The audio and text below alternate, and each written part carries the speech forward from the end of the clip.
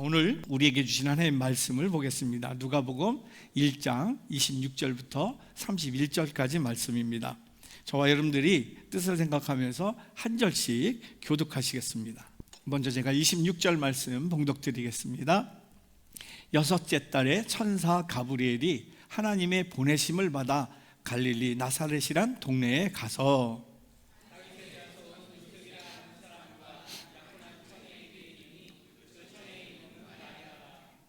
그에게 들어가 이르되 은혜를 받은 자여 평안할지어다 주께서 너와 함께 하시도다 하니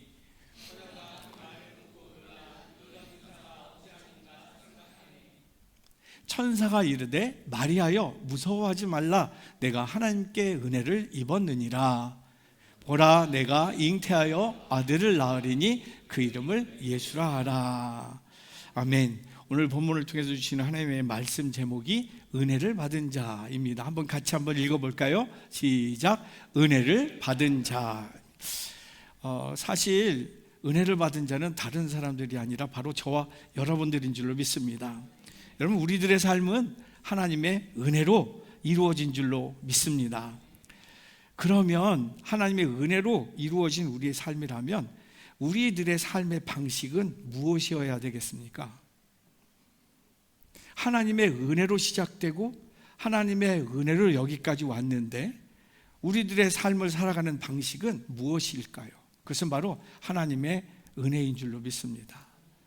우리의 삶의 방식이 하나님의 은혜이어야만 하는 것이지요. 실제로 그렇습니다. 은혜가 넘칠 때는요, 내 삶이 힘들고 어려워도 행복해요. 그죠? 상황이 참 어렵고 남들이 보면 야 어떻게 저렇게 살지? 라고 하는 그 상황에서도 은혜가 넘치면 넉넉히 이깁니다. 반대로 야 저 집 정말 부럽다, 저런데 멋진데, 저 좋은 차, 저 부족함 없는 그런 생활인데 은혜가 없는 그런 생활은 지옥과 같아요. 방황하고 실패가 있는 것을 봅니다. 그래서 우리들의 삶은 은혜로 살아야 되는 줄로 믿습니다. 이걸 직접 경험하고 고백한 목사님이 계세요. 이은재 목사님이라고 한신교회 이중표 목사님 후임으로 2대 목사님이었는데 지금 아프리카 탄자니아에서 선교사로 헌신하고 계시는 걸로 알고 있습니다. 그런데 이은재 목사님이 은혜로 사는 게 얼마나 중요한지 목사님이 쓰신 책에서 그렇게 고백해요. 한번 책을 볼까요? 내가 죽어야 예수가 산다 라는 책에서 자신의 삶을 고백해요. 이분이 굉장히 똑똑하신 분이었어요. 공부도 잘하시는 분. 그래서 한신대학을 졸업하고 연세대학을 졸업하고 예루살렘 대학을 졸업하고 또 버클리대를 졸업했어요. 아주 수재입니다, 수재. 그래서 이분이 살면서 굉장히 야망이 있었어요. 비전이, 꿈이 있었어요. 왜? 똑똑하니까. 그런데 그 야망이 실패가 됩니다. 그래서 이렇게 고백해요. 젊은 시절에 실패함으로 인해서 뒤늦게 신학교를 갔다라고 고백을 합니다.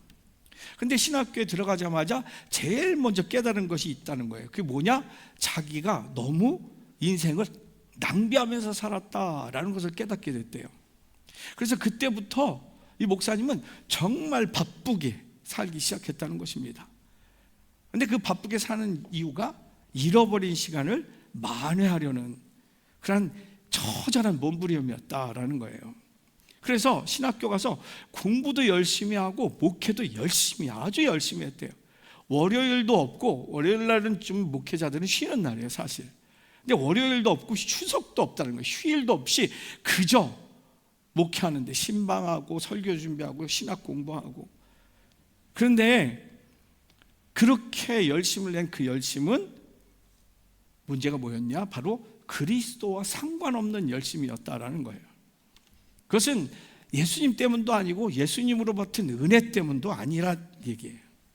뭐 때문에? 잃어버린 세월 때문에.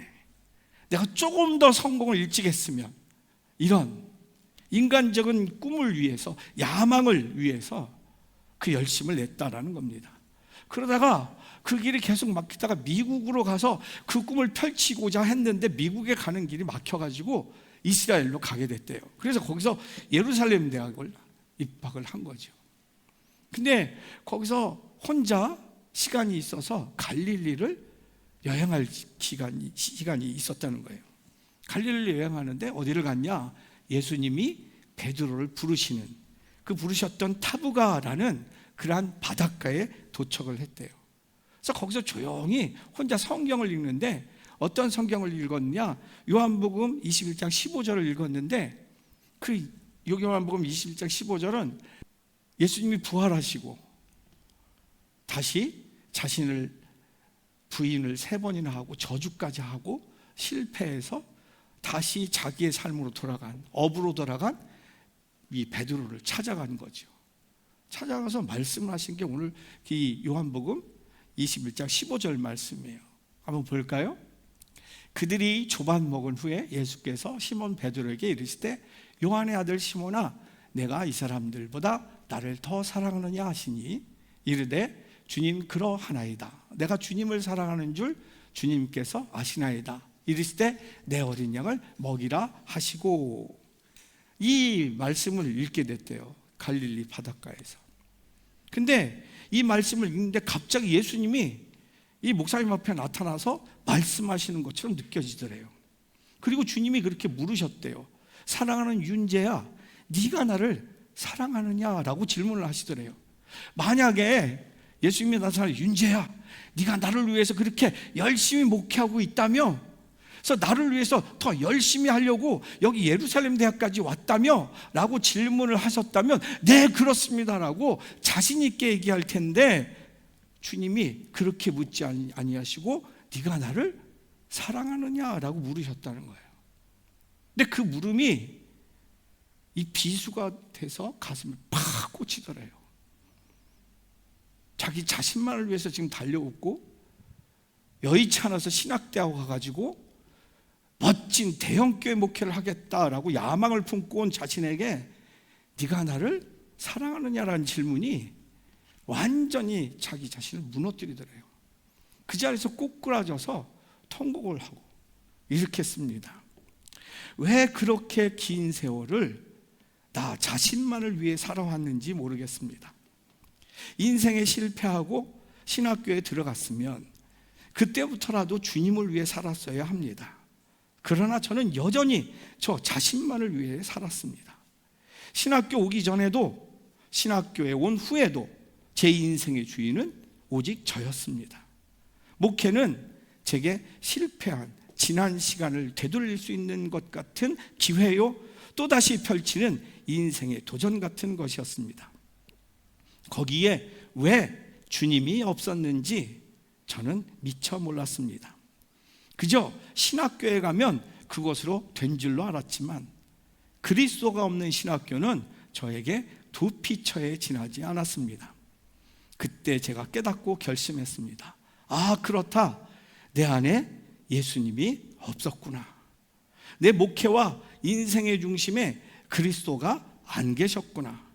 그래서 내 삶이 그렇게 힘들고 어려웠구나. 이제 나는 평생 예수님만을 사랑하며 그분만 증거하는 목회자가 되리라. 그래서 한신교회 그 큰 교회, 누구나도 열망하는, 목회자라면 누구나도 꿈꾸는 그 담임을 다 내려놓고 지금 탄자니아 가서 선교를 하고 계시다는 거예요. 근데 그게 얼마나 행복한지 모르다는 겁니다. 사랑하는 성도 여러분, 하나님의 자녀인 저와 여러분, 성도인 우리들의 삶에 때때로 우리는 실패할 때가 있습니다. 막힐 때가 있어요. 그런데 그 실패의 원인은 무엇인가? 바로 우리와 함께 하시는 하나님을 망각할 때가 있다라는 것입니다. 하나님의 자녀라고 하면서, 성도라고 하면서 하나님의 동행하심을 잊고 인생의 가장 중요한 터닝 포인트 때마다 학교를 결정할 때, 결혼을 결정할 때, 직장을 결정할 때, 사업을 결정할 때, 그때 마치 하나님이 안 계신 것처럼 기도 한 번 하지 않고 자기의 상황에 따라서, 자기의 마음에 따라서 결정할 때가 너무나도 많다는 거예요. 거기에서 그리스도가 없는 그 성도의 삶, 실패할 수밖에 없다라는 것입니다. 사랑하는 성도 여러분, 지금 우리에게 있어서 가장 필요한 것이 무엇이라고 생각하십니까? 여러분들에게 지금 가장 필요한 것이 무엇일까요? 사회적인 안정? 직장의 안정? 학교 입학? 결혼? 건강의 회복? 중요합니다.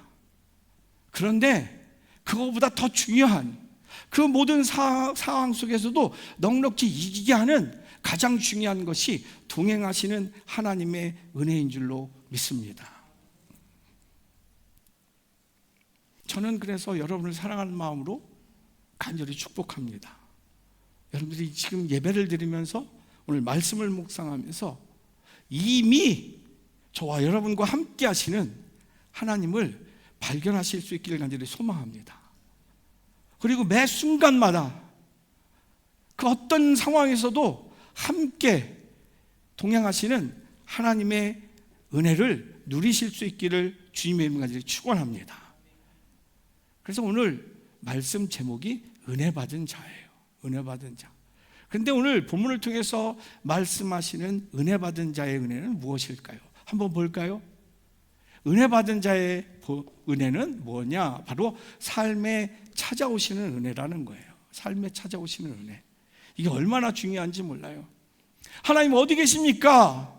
아니에요. 하나님은 이미 찾아오세요. 이게 얼마나 큰 은혜인지 몰라요. 내가 모르는 거예요. 내가 딴 데 마음이 뺏겨가지고 하나님이 이렇게 오셨는데 모르는 거예요. 이게 비극인 거예요. 찾아오시는 은혜를 회복해야 돼요. 오늘 배경되는 26절, 27절, 28절 한번 같이 한번 천천히 읽어보겠습니다. 시작.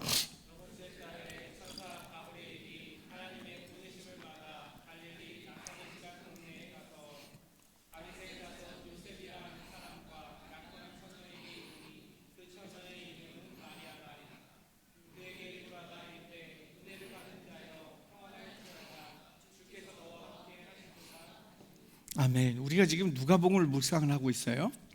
누가복음은 천사의 임재로부터 시작돼요. 그렇죠? 근데 말라기 선지자로부터 누가복음까지의 기간이 440년이에요. 440년 동안 하나님의 응답이 없었어요. 근데 하나님의 구원의 때가 이르러셔서 하나님께서 천사를 보내는데 경건한 사가랴를 통해서 천사를 보내서 사가랴를 만나고 예수 그리스도의 오심을 예비하는 세례 요한을 보내시겠다 약속을 하십니다. 그리고 그 가브리엘 천사가 이제 사가랴에게 나타난 지 약 6개월 뒤에 이제 이 사가랴는 아들을 이제 임신을 하게 되고 6째 달 된 그때 다시 갈릴리 나사렛에 사는 마리아라는 이 처녀에게 나타나게 된 것이죠. 그런데 하나님의 천사가 누구를 찾아갔느냐? 유대인들 중에서 가장 잘 사는 동네, 교육이 잘 돼 있는 동네, 파락군 동네, 정치적인 동네 예루살렘을 찾아가지 않고 아주 가난한 갈릴리 나사렛에 사는 처녀를 찾아갔다. 시골 깡초를 찾아갔다라는 겁니다. 여러분, 갈릴리 나사렛은 빈민촌이라는 것이에요. 하나님은 그 많고 많은 이스라엘 처녀 중에서 가장 가난하고 비천한 처녀에게 천사를 보내셨다라는 겁니다. 왜 그러셨을까? 그것은 하나님이 사람을 보실 때 외모가 아니고 학력이 아니고 집안 배경이 아니고 가문이 아니고 사람 중심을 보시기 때문이라는 것입니다. 하나님은 누가 하나님을 정말 사랑하시는지를 알고 있어요. 예배드리는 우리 모두 중에서 누가 정말 하나님을 하나님으로 알고 예배를 드리는지 하나님은 알고 계시다는 거예요.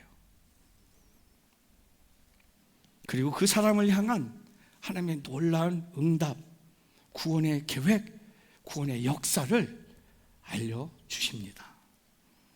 하나님은 사람들이 거들떠보지도 않는, 아니 오히려 외면하고 싶은, 가고 싶지 않은 누추한 그러한 곳이지만 하나님을 전심으로 사랑하고 전심으로 바라는 그 삶을 찾아가셔서 하나님의 구원의 일을 부탁하고 함께 동행하신다라는 것입니다.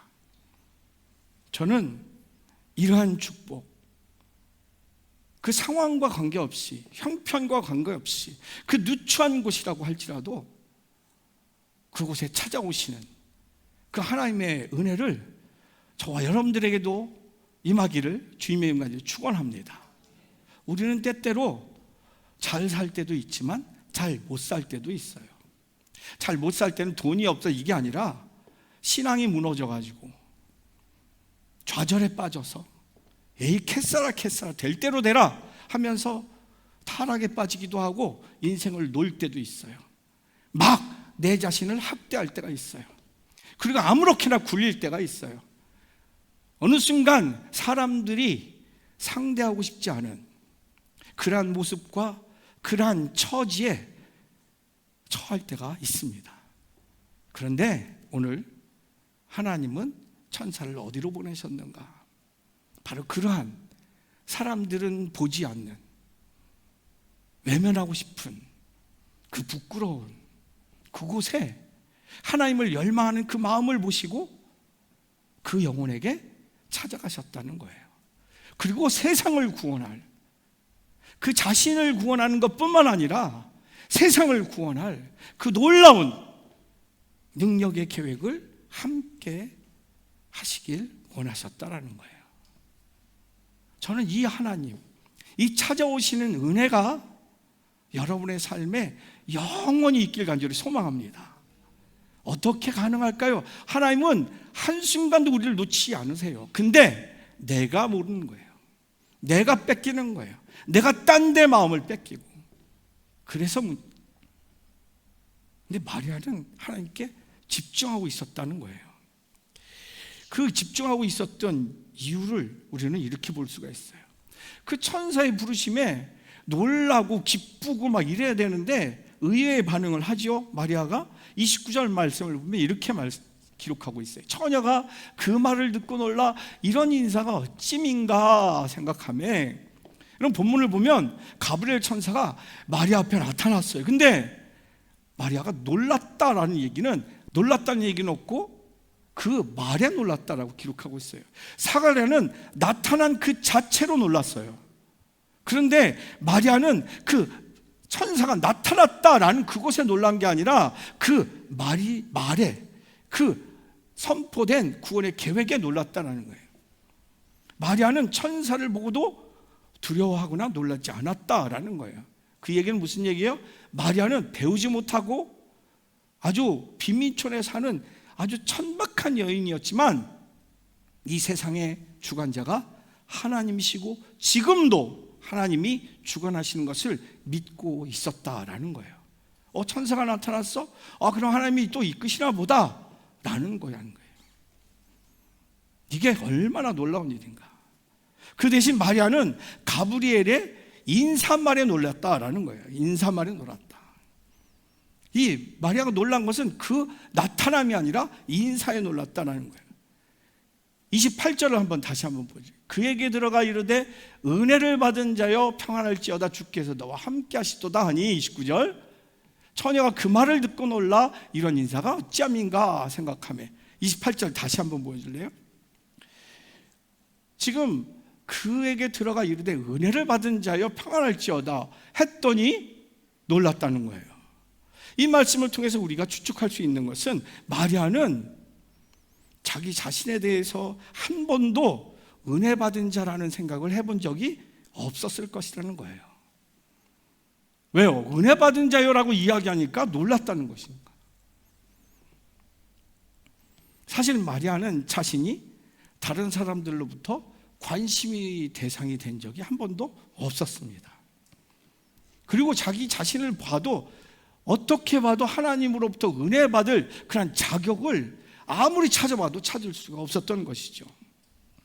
그런데 한 번도 본 적이 없는 고귀한 천사가 나타나서 하는 인사말이 은혜 받은 자요 라고 이야기를 한다는 거예요. 여기에 놀랐다라는 것입니다. 이 신학자들에 의하면 실제로 그렇대요. 마리아가 정말 보잘것없는 여인이었을 것이다라는 거예요. 나이도 어리고 배움도 없고 얼굴도 그렇게 여성스럽지 않았을 것이라는 겁니다. 근데 우리가 보통 예수님의 어머니 마리아라고 생각하면 우리 영화에 나오는 예수님의 생애라든가 뭐 패션 오브 크라이스트라든가 이런 거 볼 때 예수님의 어머니로 나온 이 영화 배우들은 굉장히 아름다운 여인들이에요. 근데 실제로는 그렇지 않다라는 거예요. 여성스럽지 않고 오히려 투박하고 시골스럽고 막 주근깨가 있고 말괄량이 같은, 그 대신 씩씩하고 결단력 있고 용감한 여인이었을 것이다 라고 신학자들은 예상을 해요. 다시 말해서 세상적인 눈으로 볼 때 아주 보잘것없었다라는 거예요. 가난하고 배움이 없고 아직 어린 그러한 여인이었다라는 겁니다. 그런데 그럼에도 불구하고 하나님은 그러한 처녀를 찾아오셨다라는 거예요. 그리고 그 마리아를 존귀하게 사용하셨다라는 겁니다. 그리고 말씀하시죠. 은혜를 받은 자여 주께서 너와 함께 하시도다 라는 말씀을 전합니다. 주께서 너와 함께 하시도다. 이게 무슨 뜻입니까? 예수님이 우리 안에 임하신다라는 뜻이에요. 동행하신다라는 뜻입니다. 여러분 상상을 해보세요. 예수님, 성삼위일체 하나님이신 예수님이 우리 안에 임하면 어떤 일이 일어날까요? 간단해요. 예수님이 이 땅에 오셔서 제일 먼저 하신 사역들이 뭐예요? 고치는 사역이었어요. 치유하시는 사역이었어요. 그리고 용서하시는 사역이었어요. 그리고 죽은 자를 살리시는 사역이었고, 그래서 하늘나라가 어떤 곳인지를 전파하시는 예수님이셨어요. 근데 그러한 예수님이 우리 안에 임하신다. 그때 어떤 일이 일어날까요? 우리의 그 모든 수고, 애씀, 그 발버둥, 잘하는 것은 있으면 참 좋겠는데 잘하는 것과 자랑할 만한 게 그렇게 많지 않은 우리, 지금도 어떠한 일들 때문에 잠 못 이루고 속상해하고 절망하고 있는 우리, 그 수고와 애씀과 몸부림, 더 나아가서 잠깐 실수해서 그 수치스러운 죄, 그로 인해서 마치 죽을 것 같은, 죽은 것 같은 부끄러운 삶이 예수님이 오신, 그 예수님이 임재하신 삶이라면 어떻게 되겠냐라는 거예요. 정죄하실까요? 때리실까요? 심판하실까요? 아니에요. 예수님은 그 연약함을, 그 부끄러움을, 그 상처를, 그 질병을 예수님이 고쳐주시고 보듬어 주시고 새롭게 하시고, 여러분 이게 예수님이 우리 안에 거하실 때 일어나는 일인 줄로 믿습니다.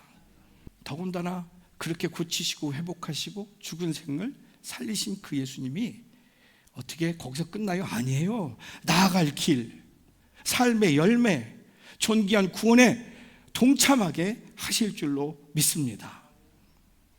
그래서 요한복음 15장 5절에 보면, 여러분 같이 한번 읽을까요? 시작. 나는 포도나무요 너희는 가지라. 그가 내 안에 내가 그 안에 거하면 사람이 열매를 많이 맺나니 나를 떠나서는 너희가 아무것도 할 수 없음이라. 아멘. 아멘. 예수님이 우리 안에 임하면, 동행하시면 우리 안에 생명이 있고 존귀한 열매들이 풍성하다라는 겁니다. 이게 얼마나 놀라운 축복인지 몰라요. 근데 우리는 가끔, 처음에도 말씀드렸지만 가끔 이걸 잃어버려요. 예수님이 내 안에 계신 걸 잃어버려요. 분노하고 또 실수하고 또 넘어지고. 그래서 계속 예수님이 우리 안에 거하시는 것을 느끼며 살아야 돼요. 그래서 유기성 목사님이 영성일기라는 책에 한번 보면, 우리가 영성일기 다 했죠. 그리고 거기에 사과에 예수님 안에 거하는 사람이라면서 예수님이 우리 안에 거하면 어떤 일이 일어나는가 예를 들으셨어요. 그분이 군대를 갔을 때, 아마도 84년도로 알고 있는데, 제가 86년도에 갔으니까 84년도에 그분이 군목으로 인대했는데, 거기 군대 그 지프차 차량을 보면은 저게 정말 과연 굴러나갈까. 실제로 제가 86년도에 입대를 해서 보니까 그때 지프차가 6.25 때 쓰던 거였어요. 그리고 수통이 6.25 때 병사들이 쓰던 걸 물려받았어요. 이거 우리 권사님들 다 경험하셨을 거야. 실제로 6.25 때 쓰던 게 아직도 굴러가요. 그러면서 유기상 목사님이 과연 저 차가 굴러갈까? 그 낡은 차, 이게 집차에 딱 앉으면 밑에 흙이 막 지나가는 게 보여. 빵꾸가 뚫려가지고. 그 정도예요. 물 막 튀고. 그런데 매일 기름치고 닦고 조이기 때문에 그 군용 차량이 움직인다라는. 그러면서 군대 막사에 대해서, 막사가 창고라는 거예요. 창고. 저도 최전방이 완전 창고였어요. 쥐가 막 다니고. 근데 그 정말 창고 수준, 이 그냥 엉망인 그 수준인 거기에 사람들이 매일 자고 살고 청소하고 나니까 훌륭한 숙소가 되더라는 것이죠. 그런데 아무리 좋은 집이라 할지라도 빈 집으로 내버려 두면 흉가가 된다는 겁니다. 그래서 어느 집이든지 사람이 살아야 아주 깨끗하고 살기 좋은 상태가 유지된 것처럼 예수님이 항상 우리들의 삶 속에 항상 임재하셔야 우리들의 삶이 더 이상 더럽혀지지 않고 못 사는 인생이 되지 않고 넘어지는 인생이 되지 않을 수 있다라는 얘기를 했어요. 그래서 D.L. 무디 목사님이 이 세상에서 가장 흉한 거 세 가지를 얘기를 했죠. 볼까요? 사람이 살지 않는 흉가, 폐가죠. 영혼이 떠난 시체, 그리고 성령이 떠난 성도와 교회. 그래서 세상에서 가장 흉한 것이라는 거예요. 그래서 제가 몇 번을 설교했는지 몰라요. 흉가도 이해가 되고 귀신 나오고 거기에 뭐 또 어떤 사람들이 뭐 시체도 갖다 버리기도 하고, 그리고 영혼이 떠난 시체 무섭잖아요. 근데 가장 핵심적인 거, 성령이 떠난 성도와 교회. 하나님의 마음이 관심이 없는 성도, 하나님의 그 열정과 구원의 계획이 전혀 목표가 되지 않는 교회가 가장 더러운 성도와 교회라는 거예요. 왜? 욕망만 남아있으니까. 교회 오는 목적이 하나님의 마음을 위해서, 하나님의 뜻을 위해서가 아니라 내가 어떻게든 잘 되기 위해서, 건강을 회복하고 돈을 많이 벌고 합격하고 장사가 잘 되기만을 위해서 교회를 오는 것. 욕망만 가득해요. 그래서 믿는 사람이 더한다라는 얘기를 해요. 사기치는 것도 뭐 교회가 사기 현장이야. 얼마나 비참합니까? 그리고 성도들이 그러니 교회가 얼마나 욕망으로 가득해. 목회자들이나 지도자들이나 얼마나 흉한 것이냐라는 거예요. 그러니까 예수님이 없는 그런 삶, 그런 교회, 그런 가정, 그런 일터, 그런 학교 어떻겠습니까?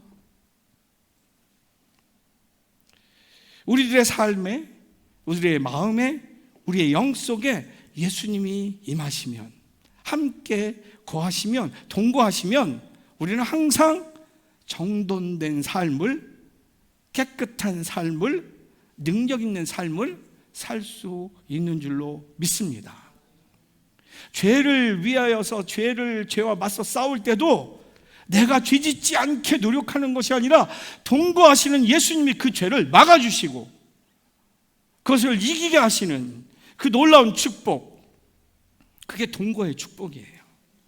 옆에서 같이 동거하는데 목숨을 십자가에 보혈 피로 나를 살리셔서 같이 예수님이 동거하는데 내가 쾌락에 빠졌어, 내가 도박에 빠졌어, 알코올에 빠졌어, 마약에 빠졌어, 이성 쾌락에 빠졌어, 명예 욕에 빠졌어. 그러면 주님이 옆에서 그냥 보고만 있을까요? 아니에요. 동거하시면 절대로 그렇게 하지마, 내가 막아줄게 하면서 역사하실 줄로 믿습니다. 그래서 우리는 뭐예요? 동거하시는 예수님만 바라보면 된다라는 거예요. 주님만 바라보면 승리하는 삶을 산다라는 거예요. 그래서 테레사 수녀님이 유명한 얘기를 했어요. 테레사 수녀는 수많은 고아들을, 또 병자들을 치료하면서 버려진 아낙네들, 그 인도 아시잖아요. 거기 여자들이 어떻게 취급받는지, 거기 도망온 여인들 다 불러서 이렇게 먹이고 살리는데 너무나 이 테레사 수녀님 혼자서 어려운 거예요. 그래서 기자가 찾아왔어요. 수녀님, 이 연약한 아녀자 혼자 이 힘들고 어려운 이 사역을 하는데 이 힘들고 어려울 때 어떻게 해결하십니까? 라고 질문해요. 그때 유명한 말을 하죠. 테레사 수녀가, 네, 저는 언제나 태양이 되시는 예수님만 바라봅니다. 그러면 그림자는 보이지 않고 오직 주님만 보이기 때문입니다. 태양을 바라보면 그림자는 볼 수가 없어요. 이게 진리인 것이에요. 죽은 자도 살리시는 생명의 근원이신 예수님, 그 예수님만 바라볼 때 십자가까지 지시고 자기 생명을 버려서 우리를 살리시는 그 사랑의 하나님, 사랑의 예수님, 그 전능하시고 사랑의 예수님이 나와 함께 하신다면 우리들의 문제, 우리들의 죽음까지도 우리는 문제가 되지 않을 줄로 믿습니다. 그래서 히브리서 기자는 우리에게 이렇게 권면해요. 12장 2절에 같이 읽을까요? 시작. 믿음의 주요 또 온전케 하시는 이인 예수를 바라보자. 그는 그 앞에 있는 기쁨을 위하여 십자가를 참으사 부끄러움을 개의치 아니하시더니 하나님 보좌 우편에 앉으셨느니라. 아멘. 예수님을 바라보면 하나님의 영광된 보좌 우편에 선다는 것이에요. 이게 승리의 방법인 줄로 믿습니다. 우리 수없이 설교 들었잖아요. 우리가 문제를 어떻게 이깁니까? 근데 우리는 문제만 바라보면서 기도해요. 그 문제를 주시고 그 문제를 통해서 이끄시려고 하는 그 계획에 하나님을 보지 않고 문제만 바라보면서 이 문제만 해결해 달라고 기도를 해요. 그러니 우리가 이길 수가 있어요? 태양을 바라봐야 하는데 뒤돌아서 그림자만 보는 거야. 내 마음에는 뭐만 있어요? 문제만 있어요. 어두움만 있어요. 절망만 있어요. 거기에 무슨 희망이 있어요? 무리를 걷는 베드로 마태복음 14장 22절에 보면 예수님이 걸어오니까 만일 주시어든 나를 명하사 무리로 걸어오게 하소서.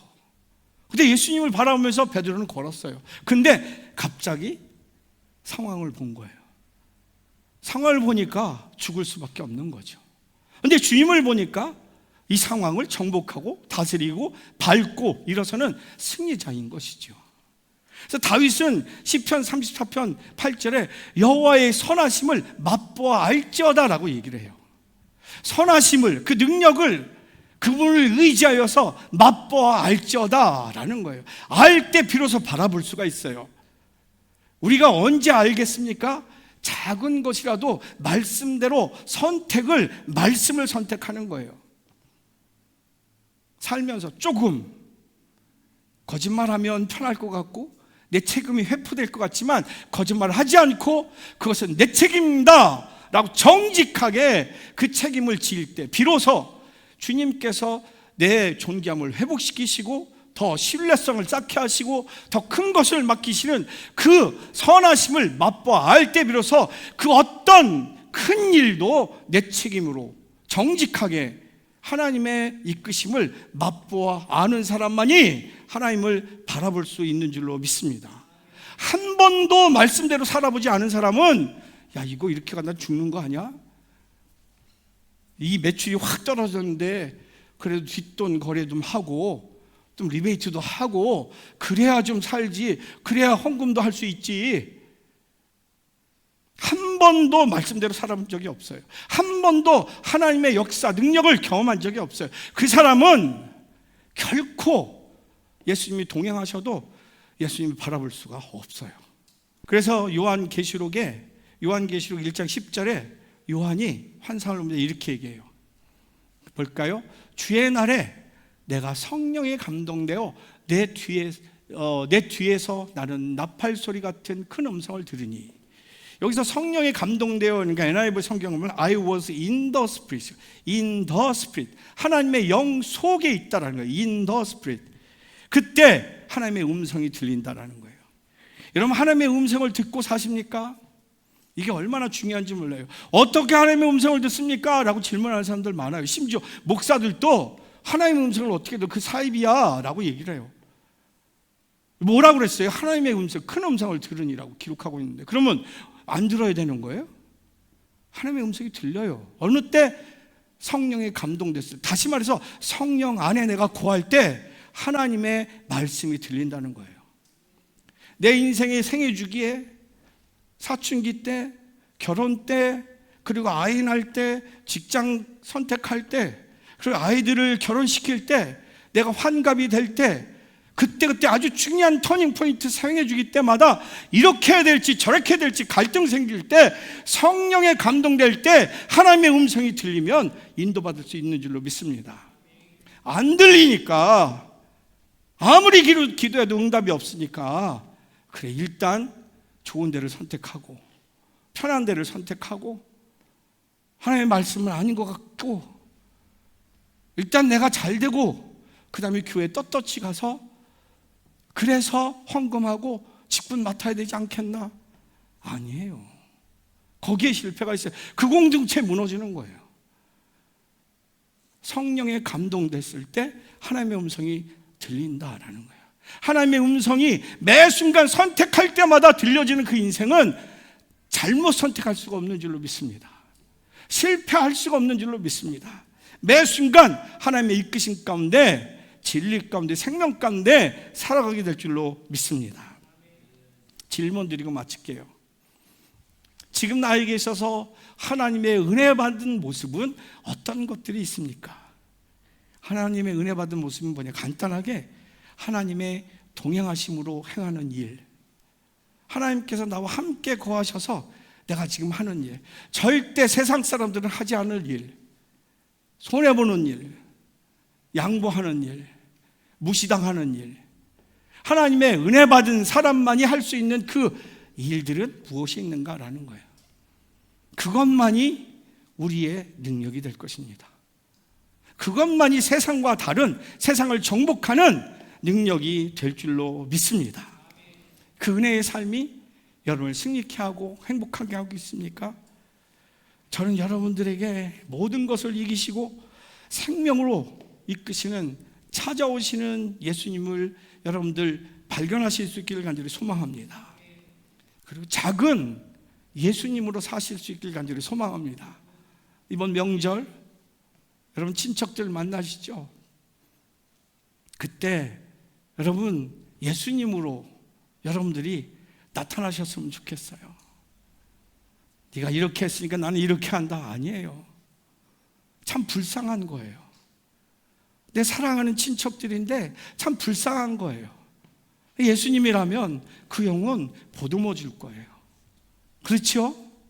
그렇게 돈 하면서 사는, 그렇게 권력하는, 그렇게 그 지식하는, 인류대학 하는 그것으로, 그래서 인생을 참 빡빡하게, 참 사랑을 못 누리고 사는 그 영혼들에게 비록 돈은 없고 지식은 없고 명문대학은 안 나왔어도 오히려 전해줄 수 있고 나눠줄 수 있고 베풀어 줄 수 있는, 저는 여러분들이 작은 예수가 되어서 그러한 여러분들로 인해서 그 명절이 천국 되길 주님의 이름 간절히 축원합니다. 말씀 정리합니다. 은혜 받은 자의 은혜는 삶에 찾아오시는 은혜예요. 그 사람들이 다 외면하는, 나도 가기 싫은 그 삶의 부끄러운 상태에 찾아오시는 예수님의 은혜, 그 은혜로 오늘도 그 어떠한 상황에서도 승리하는 것뿐만 아니라 생명을 전하는 여러분 되시기를 주님의 이름 간절히 축원합니다.